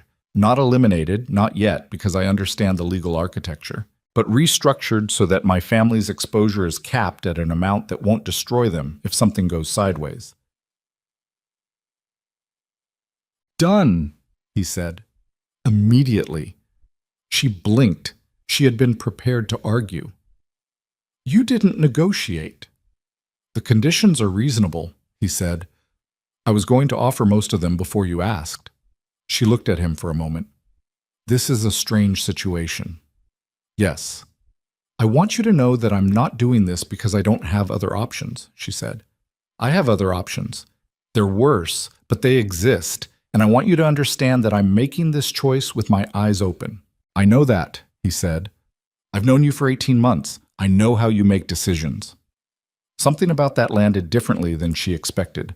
Not intrusively, not like surveillance, not like violation, more like being seen by someone who had paid attention, which was its own kind of exposure and its own kind of strange. One more thing, she said. Yes. The photograph. The catalog page from the showcase. She looked at him steadily. I want to see it. He was quiet for a moment. Then he went to his desk, not the conference table, his actual desk, the one that was always clear, and opened the center drawer and took out something and brought it back to her. It was a page torn carefully from a printed catalog. The paper was slightly worn at the fold. The photograph on the page showed a brand identity spread. Her work, the literacy program, the color system she had built on a weekend 3 years ago for an organization with no budget and a mission she believed in. Her name was in the caption at the bottom, Zuri A. Bennett, Independent Designer. The fold line was worn in the specific way paper wore when it had been unfolded and refolded many times. She handed it back to him without speaking. He put it back in the drawer. Okay, she said. Let's call your lawyers. The next 3 days were the most compressed of her professional life. The legal agreements were drafted and signed on the first day. Her conditions met exactly as stated. The lion dissolved by 4 p.m. with a confirmation document that she photographed and sent to her mother, who called her immediately and was not calm. Zuri let her mother not be calm for a few minutes and then said, I know, I'll explain everything later. Right now I need to focus. And her mother, who had always understood the difference between emotional support and practical interference, said go and hung up. The staged engagement was formalized in the simplest possible way. A brief internal communication to the Kang family's legal team, noting that the contract's conditions were being addressed, and that a public announcement would follow at an appropriate time. Mrs. Kang signed the restructuring agreement for the penalty clause with the particular expression of a woman who had gotten what she wanted and was choosing not to show it. Taehyun sat across from his mother at the signing table, and there was between them a silence that Zuri watched from across the room, dense with history, with the specific weight of a relationship between two people who loved each other and had very different ideas about how that should operate. She looked away. It wasn't her silence to read. The second and third days were the brand presentation. She worked alongside 3 members of the design team she had built relationships with over 18 months, Ji-yeon among them, who had come to Zuri's new workspace on the executive floor on the first morning, looked at the identity system spread across the table and said, with the precise understatement Zuri had come to recognize as her highest form of praise, "This is correct." Then she had sat down and started working without being asked. The board presentation was scheduled for Thursday morning at 9. 32 people in the main conference room. Board members, senior executives, 2 external partners. The kind of room where presentations went to be approved or dismantled, where the quality of the work was secondary to the quality of the delivery, where every person present had the authority to say no. She walked in at 8:58 with her portfolio and her own name on the agenda, and Ji-yeon 3 steps behind her, and she stood at the front of the room while the board filed in, and she did not look at the door until everyone was seated. Tae-hyun came in last. He took his seat at the head of the table. He looked at her once, brief, direct, and then looked at the presentation screen. She began. She had given many presentations in her career, good ones and mediocre ones. Presentations where she was performing competence and presentations where she was actually thinking out loud. This was neither of those. This was something else. The specific experience of standing in front of people and telling the truth about what she saw clearly, without softening, with the full weight of 18 months of internal observation behind every claim she made. She didn't perform. She didn't oversell. She laid out the problem as she had diagnosed it. The split identity, the aesthetic masking of a conceptual gap, the years of commissioned work that had addressed the symptoms without touching the disease, and then she showed what the alternative looked like. What a brand system built on acknowledged tension looked like. What it meant to present to the world as an organization that understood its own complexity and had chosen precision over concealment. The room was quiet in the specific way rooms were quiet when the people in them were listening hard. She was 40 minutes in when the first pushback came. It came from a board member on her left, a man named Choi, who had said nothing until this point and who now leaned forward and said, in the tone of someone who had decided to test rather than engage, "The system you're describing asks the company to acknowledge certain aspects of its history that have been deliberately managed away from the public record. The risk profile of that decision is significant." She looked at him. "The risk profile of continuing to build identity work on a foundation that the internal team can't maintain is also significant. You've had 4 major brand inconsistency incidents in the past 2 years. 3 of them were in digital platforms. The 4th was in a high-visibility partnership announcement that had to be retracted and reissued." She kept her voice level. "I've read the incident reports.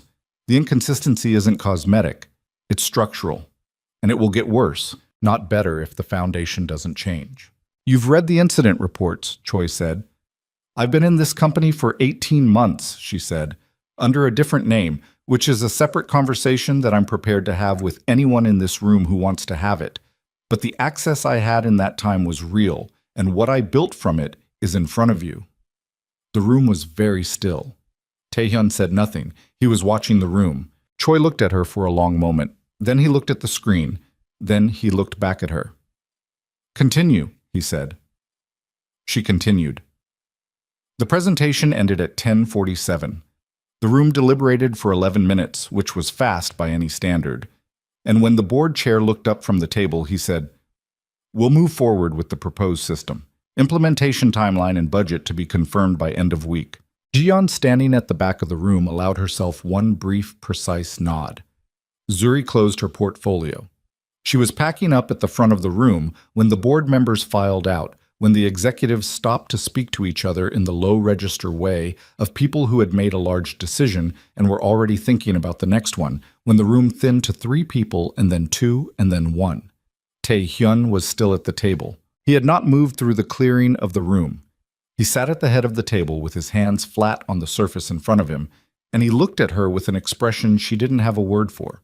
Not pride, which would have been the wrong register entirely, but something that lived in the same general territory as relief. "Choi hasn't been challenged in that room in 4 years, he said. She picked up her portfolio. "He was wrong. He knows that. That's why he backed down." He stood. "The board doesn't approve systems in 11 minutes. "I know. They took 11 minutes. She looked at him. "Is that your way of saying the work was good?" "It's my way of saying the work was true," he said, "which is different." She stood with her portfolio and the remains of the most consequential presentation of her career, and the knowledge that the legal agreements were signed and the arrangement was in place and everything she had been running toward and away from for 18 months had arrived, and she felt, not triumph, not relief exactly, but something quieter and stranger than either. The specific feeling of having stopped pretending. "There's a rooftop terrace," she said, "on this building. I've seen it from the street, but I've never been up." He looked at her for a moment. 42nd floor? The elevator access requires a key card." "You have a key card?" "Yes." She looked at the window. "Outside Seoul?" "No, Manhattan." She had to stop superimposing futures onto the present. Manhattan spread in every direction under a sky that had been gray all day and was now, in the late afternoon, attempting something almost like light. "I'd like to go up," she said. "After." "After what?" "After everything. After the lawyers and the calls and the whatever comes next." She picked up her bag. "I'd like to go up when it's dark and the city is lit, and I'd like to stand somewhere that isn't an office or a conference room or a corridor and just—" She stopped, looked at him. "I've been in this building for 18 months, and I've never just stood somewhere in it." He was quiet for a moment. "Tonight," he said. "Tonight." She nodded once and walked to the door, and she was almost through it when his voice came across the room again, quieter this time than the presentation quiet, the specific quiet of a person saying something they had not scripted. "Zuri." She stopped, turned. He was still standing at the head of the table, both hands at his sides now, and there was something in his posture that she hadn't seen before. A fraction of the control released, the composed surface giving way just slightly, enough that she could see underneath it the outline of something that had been there for a long time, and that he had been, in his own way, just as carefully not showing as she had been, not showing the equivalent thing in herself. "The nonprofit," he said, "the literacy program, are they still operating?" She blinked. Of all the things she expected him to say, "Yes," she said. "They expanded last year, new location in the South Bronx." He nodded once. "I'd like to discuss a funding partnership when there's time." She looked at him for a moment. "When there's time," she said. She went back to her temporary workspace on the executive floor and sat down and looked at the city through the glass and breathed for the first time all day, without her shoulders up around her ears. And she thought about tonight and the rooftop and the lit city, and the particular quality of a conversation that had not finished yet but that she was no longer afraid of having. Her phone rang. She picked it up without checking the screen. "Bennett?" The voice on the other end was not one she recognized. Male, Korean-accented English, clipped and professional, and with something underneath the professionalism that took her a second to identify as urgency. "Ms. Bennett, my name is Park Sung-jin. I'm calling from the office of Kang Tae-hyun's legal counsel." A pause. "There has been a development with the board vote. I need you to stay in the building." She sat up. "What kind of development?" "One of the board members, Mr. Choi, has filed an emergency objection to the approval.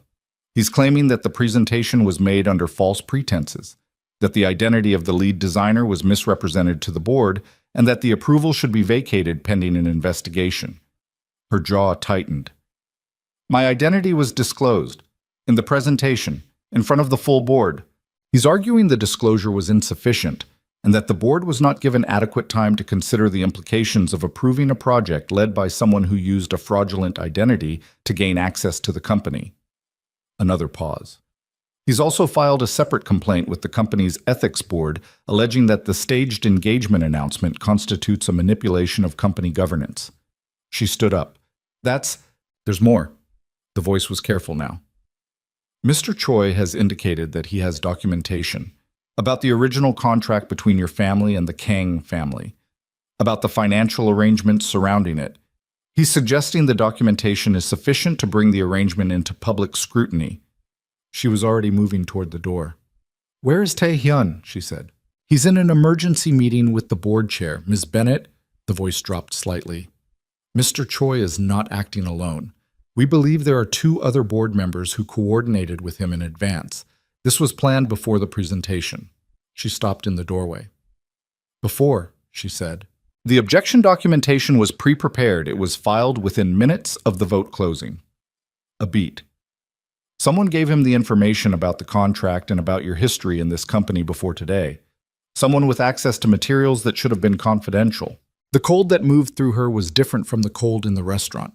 That cold had been about fear. This one was about something else. The specific ice of understanding that the situation was larger than she had mapped it, that there was a piece she had not seen, that someone in the architecture of this day had been positioned somewhere she hadn't looked. She thought about the folder Mrs. Kang had produced in Sora, the complete financial picture, assembled with resources and access that spoke to significant reach. She thought about 4 months of surveillance she hadn't detected. She thought about the particular precision of the objection's timing. "Who?" she said. Her voice was flat and hard. The lawyer's pause was 1 beat too long. "We don't know yet," he said. But she was already thinking about the only person who had known everything, The contract, her identity, the staged arrangement, the presentation, the board vote timing, from the beginning.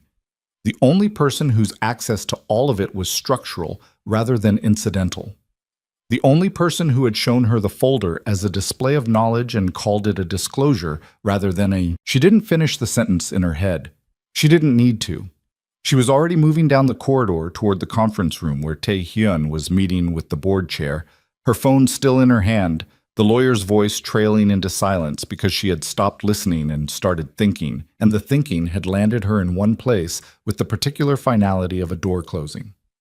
Mrs. Kang. Not because the evidence was complete, not because she had a document or a recording or a chain of proof that would hold up in a room full of lawyers. Because of the folder. Because of 4 months of surveillance presented as disclosure. Because of the specific precision of a woman who had always been several moves ahead of everyone in her vicinity and who had shown Zuri that precision in a restaurant on 54th Street as something between a warning and an audition. The question was not whether. The question was why. What Mrs. Kang had expected to happen. What outcome she had been building toward. Whether Choi's objection was a weapon aimed at the company or a lever aimed at something else entirely. Zuri stopped outside the conference room door. She could hear voices inside, low, controlled, the specific register of men managing a crisis with other men present. She put her hand on the door handle and then took it off and stood in the corridor for 10 seconds and thought clearly. Walking in there right now with what she had, which was inference and pattern recognition, and 18 months of watching a family operate from the inside, that was not the move. That was emotion. That was the version of herself that had walked into Tae-hyun's office yesterday with a dissolution agreement and no leverage and called it a plan. She needed the actual move. She went back to the workspace. She sat down. She opened her laptop and pulled up everything she had access to, which was still significant because the implementation approval meant her system credentials hadn't been revoked yet. And she started looking. She was looking for the leak, not the destination of the information, but the source. Choi had pre-prepared documentation, which meant someone had given it to him before today, which meant there was a transaction somewhere, an email, a transfer, a communication that moved information from inside the company's confidential record to outside it. She had been a designer in this building for 18 months. She had also, in the process of building the brand audit, mapped a significant portion of the company's internal communication architecture. She knew which systems talked to which systems. She knew where the gaps were. She found it in 40 minutes. Not the communication itself. She didn't have access to executive email, and she wasn't going to pretend otherwise. But she found the record of a document access event, a file in the company's legal archive, flagged as confidential, that had been accessed 6 days ago by a credential set that belonged to the office of the chairman's family liaison, Mrs. Kang's administrative access. The file was the original contract. The complete version, with all exhibits and amendments, including the financial terms and the penalty clause structure and the names of both families in full. She sat back in her chair. She looked at what she had. It was not a confession. It was not proof of coordination with Choi.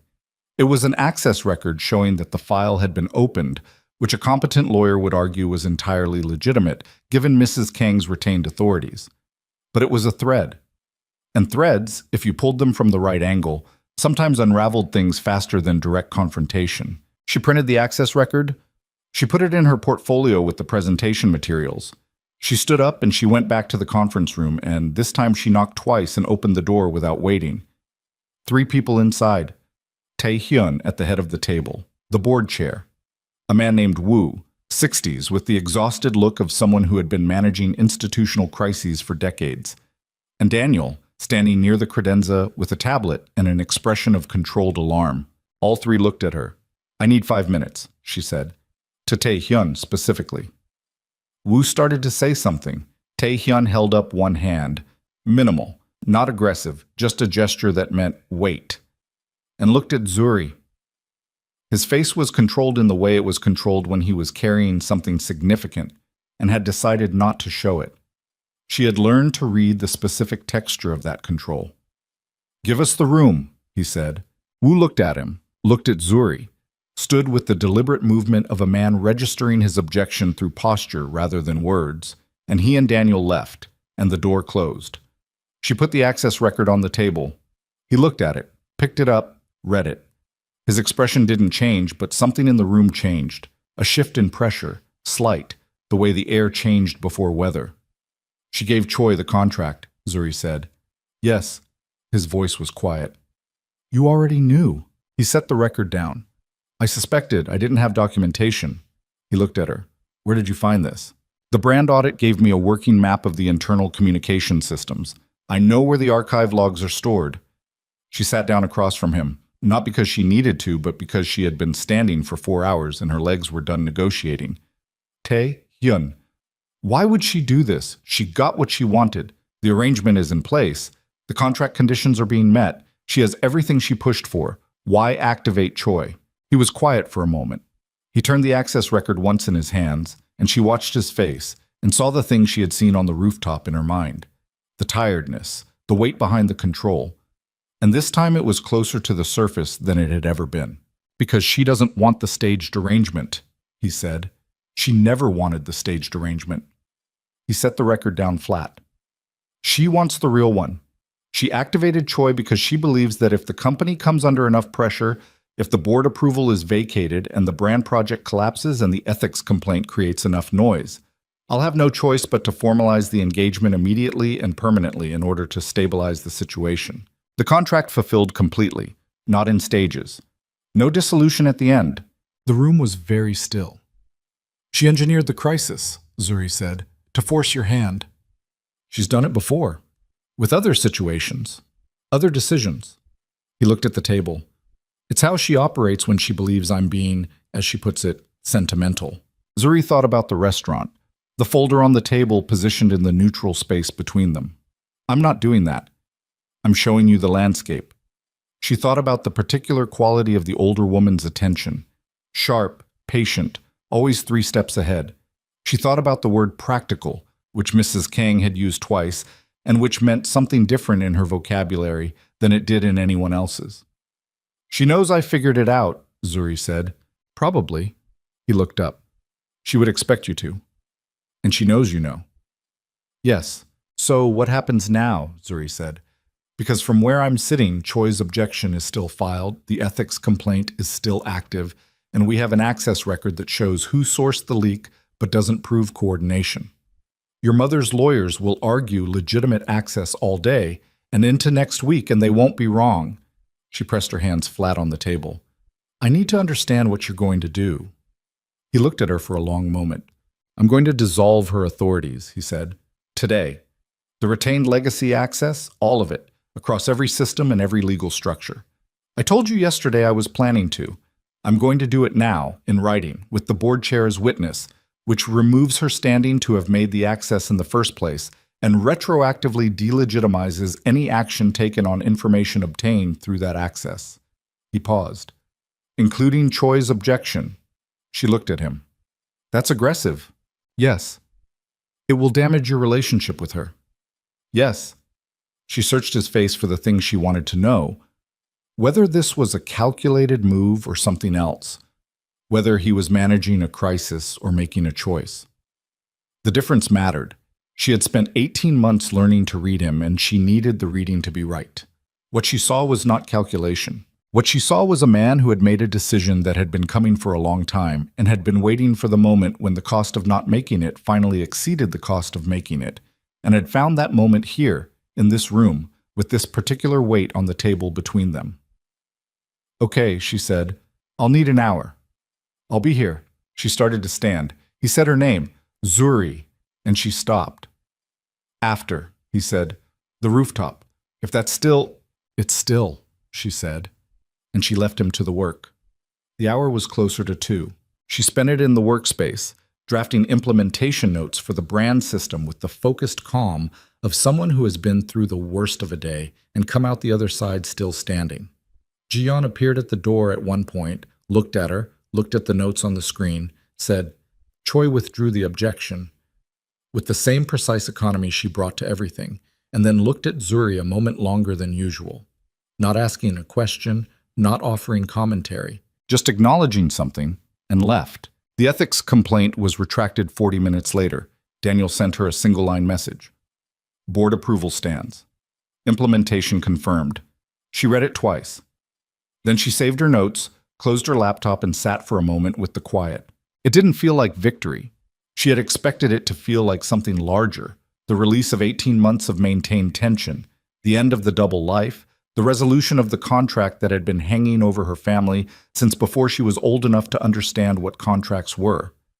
She had expected some version of catharsis. What it felt like was tiredness, real tiredness, not the performative exhaustion of someone who had pushed through too much. The genuine bone-level tiredness of a person who had been holding something heavy for a very long time and had finally set it down and was only now feeling the full weight of what they had been carrying. She was still sitting with it when Tai-hyun appeared in the doorway. He looked tired too. It was the first time she had ever seen it openly in his posture, the shoulders not quite at their usual set, the controlled surface present but thinner, the tiredness showing through. He had a keycard in his hand. "Ready?" he said. They went up together in the executive elevator. 42 floors. No conversation. She was aware of the specific quality of the silence between them. Different from the loaded silence of his office yesterday, different from the careful managed distance of 18 months. This was the silence of two people who had run out of things to perform and had landed somewhere realer than either of them had been prepared for. The rooftop was cold. The door opened onto a terrace that was larger than she'd imagined from the street.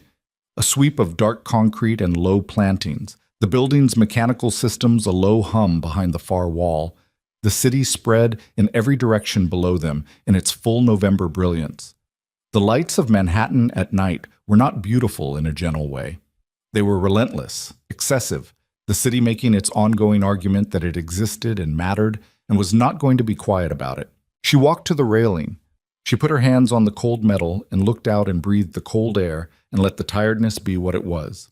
He came to stand beside her, not close enough to touch, just beside her, which was its own kind of thing, after everything. They stood there for a while without speaking. The city moved below them. A helicopter crossed the midtown air to the south. Somewhere far below, a siren started and faded, and another took its place in the way that sirens did in this city, the constant low-level reminder that things were always happening somewhere. "Your mother," Zuri said finally. "Yes." "Is she—" She stopped, reconfigured. "What happens with her now?" "She'll be angry for a while," he said. "She'll feel that I've moved against her, which, in the term she uses for these things, I have." He paused. "She'll also understand it eventually. She understands power, and she understands when someone has made an irreversible decision. She doesn't respect capitulation." A beat. "She may respect this." "She respected the boundary you drew yesterday," Zuri said, "when you called her." "Yes." "She told me, in the restaurant." He looked at her. "What else did she tell you?" Zuri considered the question, considered the woman in the restaurant with her small, precise hands and the folder on the table and the specific weight of what she'd said. "I want my son to have someone who is not afraid of him." "She told me the truth," Zuri said, in her way, about what she wanted and why. It wasn't gentle, but it was honest. He was quiet. "She loves you," Zuri said. "The methods are—" She exhaled, a short sound that wasn't quite a laugh, aggressive. "But the foundation of it is real." "I know," he said. "I've always known that." He looked at the city. "It doesn't make the methods acceptable." "No," she agreed. "It doesn't." The cold settled around them. Zuri's hands were going numb on the railing, but she didn't move them. She was thinking about the version of herself that had stood on a subway platform 8 months into this with the contract in her bag, making the decision to go inside. What she had thought she was building, what she had actually built. "The arrangement," she said, "the staged one. I agreed to it this morning." She looked at the city. "I want to revisit the terms." He was still beside her. "How?" "I don't want it to be staged," she said. The words were out before she had fully decided to say them, which told her something about how long they had been waiting. He didn't respond immediately. She felt him go very still in the way he went still when he was paying complete attention. "I've been running from this for 18 months, she said. "And before that, for the 2 weeks between finding the contract and walking into your building. And probably for longer than that, if I'm being honest, because the contract was always the thing I blamed. But I think what I was actually afraid of was She stopped, looked at her hands on the railing. Being chosen by someone before I'd figured out who I was. Being someone's answer before I'd understood the question. And now, he said, his voice was careful, not guarded, careful, in the way of someone handling something they did not want to break. And now I know the question, she said. I spent 18 months in your company being more fully myself than I had been anywhere before. And I did it under a fake name, which is maybe the most absurd sentence I've ever said out loud. She turned to look at him. He was looking at her already. He had been looking at her. I know who I am. I know what I want to build. I'm not afraid of you. I'm not afraid of your mother, which I think she already knows. She paused. I'm asking you if there's something real here that started before the arrangement, before today. Mamushki to sasmichent. He held her gaze for a long moment. You know there is, he said. You've known for longer than you've let yourself admit. She had. She had known in his office in the early winter, in the meeting that had lasted 40 minutes longer than it needed to because neither of them had wanted it to end. She had known on the rooftop during the corporate party, standing at the railing feeling his attention cross 20 feet of crowded terrace and find her with the specific quality of something deliberate. She had known when she read the access record, and her first thought was not about the legal implications, but about him. The catalog page, she said. Yes. You kept it for 3 years before I ever walked into your building. Yes. That's... She stopped. Strange, he said. I was going to say something else. I know. And there it was, the thing she had almost never seen from him, the thing beneath the control, the warmth that lived under all that careful management, the edge of something that was almost a smile, brief and real, and more of an answer than anything he could have said. She looked at him in the cold night air on the roof of a building she had entered under a false name and was going to leave as herself, and she felt something shift in her chest. Not dramatically, not in the way that stories suggested these things happened, but in the quiet, specific way of a lock releasing, something that had been held finally letting go. The design studio, she said. When this project is done, I want to build my own practice. She said it cleanly because it needed to be said before anything else. Under my own name. My own clients, my own terms.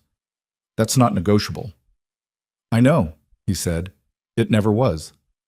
I'm telling you because I need you to understand that this, she gestured between them, a small movement, doesn't change that. Whatever this is, he agreed, doesn't change that. He looked at her steadily. I have no interest in you becoming something smaller, Zuri. I spent 3 years keeping a catalog page of someone's work because it showed me what it looked like when a person made something true. I'm not going to ask you to stop making true things. She breathed. The city moved below. She reached across the railing and put her hand over his, cold fingers against cold fingers, simple, without performance. And they stood like that for a while, looking at Manhattan spread below them in all its relentless, excessive light, and she let herself be in it without running from it. The months that followed did not resolve themselves cleanly. Nothing real ever did. Mrs. Kang did not speak to her son for 6 weeks after the dissolution of her authorities. When she finally called, the conversation lasted 11 minutes, and Taehyun did not share its contents, and Zuri did not ask. What she observed in the weeks after that was a gradual recalibration, not reconciliation in the way movies presented it, warm and conclusive, but the harder, slower version, 2 strong-willed people who loved each other finding new terms. Mrs.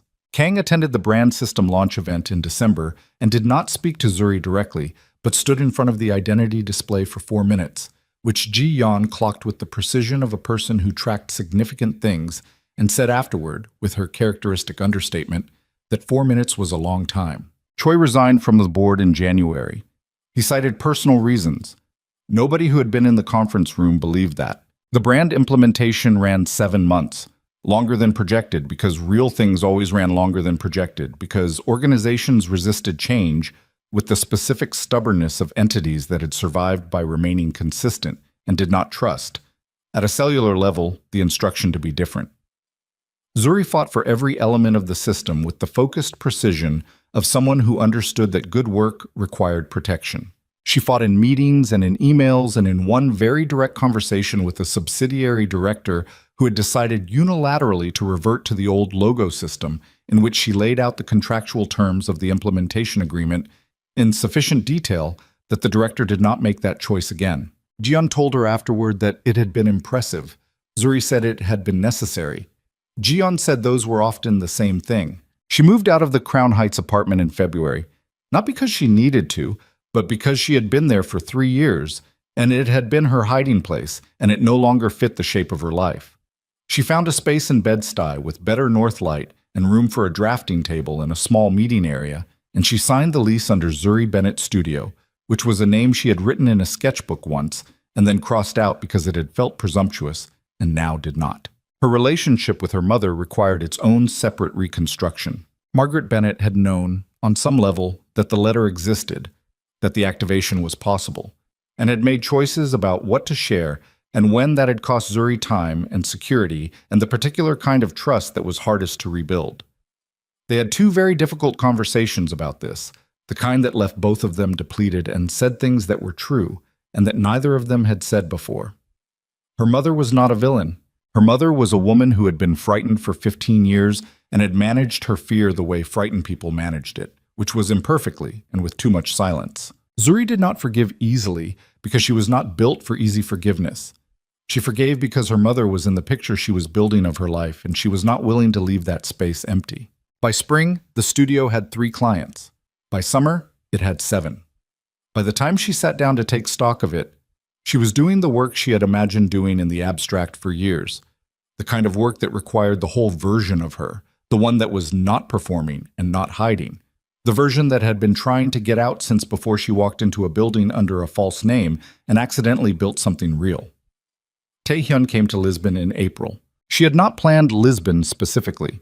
She had needed to leave New York for a month between implementation wrap-up and studio launch, needed to put physical distance between the chapter she was closing and the one she was opening, and she had landed in Lisbon for reasons that felt more instinctive than rational.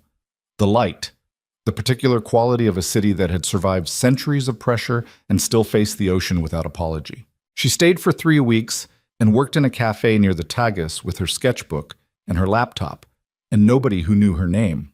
She called Taehyun on the 2nd week, not because they hadn't been in contact. They had the regular communication of 2 people navigating a complicated situation across a distance, but because she had something to tell him that required his actual voice and not a text message. "I want to come back to New York for the studio," she said, "but I'm keeping this." A pause. "I don't know what that means logistically. I don't know how it fits. I'm not asking you to solve it." "Okay," he said. "I'm telling you because whatever this is between us, it needs to know the whole picture." "I understand." "You travel," she said. "You have offices in 4 cities." "Yes. One of them could be here." A pause. Short. "Yes," he said. "It could." She sat with that for a moment. Outside the cafe window, the Tagus moved in its slow Atlantic way, brown and wide and patient. "Come in April," she said. "I want to show you the light." He came in April. He walked into the cafe where she was working on a Tuesday morning. She had not gone to meet him at the airport because she was finishing a deadline and he had told her not to, and she had believed him, and she was learning, slowly, to believe him on the small things. And he sat down across from her without ceremony and ordered coffee from the waiter in Portuguese that was accented but correct, which surprised her. And when the coffee arrived, he wrapped his hands around the cup and looked at the light coming through the window and was quiet for a moment. "You were right," he said, "about the light." "Yes." She looked at him across the table in the April light of a cafe in Lisbon, no disguise between them, no contract overhead, no managed distance, just the full unmediated version of both of them, which she was still getting used to and suspected she might be getting used to for a long time, which was not the same as it being wrong. "There's a studio space 2 streets from here," she said. "I looked at it yesterday. The landlord will do a short-term arrangement." He looked at her. "I'm not saying you have to," she said. "I'm saying it exists." He picked up his coffee. "Send me the address." She sent him the address. Outside, the river moved. The city went about its business in the way old cities did. with the equanimity of something that had outlasted many urgent things and expected to outlast more. The light came through the window at the angle she had tried to describe to him on the phone, but that only made sense in person, warm and slightly gold, the kind of light that made whatever it touched look like it had always been exactly where it was. She pulled her sketchbook toward her and kept working. He drank his coffee and read something on his phone and did not ask what she was working on, which was one of the things she had come to understand about him, that he paid attention without requiring ownership of what he paid attention to. The studio opened in New York in June. The yellow door was her idea. She had sketched it in Lisbon on a Tuesday afternoon and known immediately that it was right. The specific yellow of something that was not trying to be subtle, something that wanted to be seen from a distance.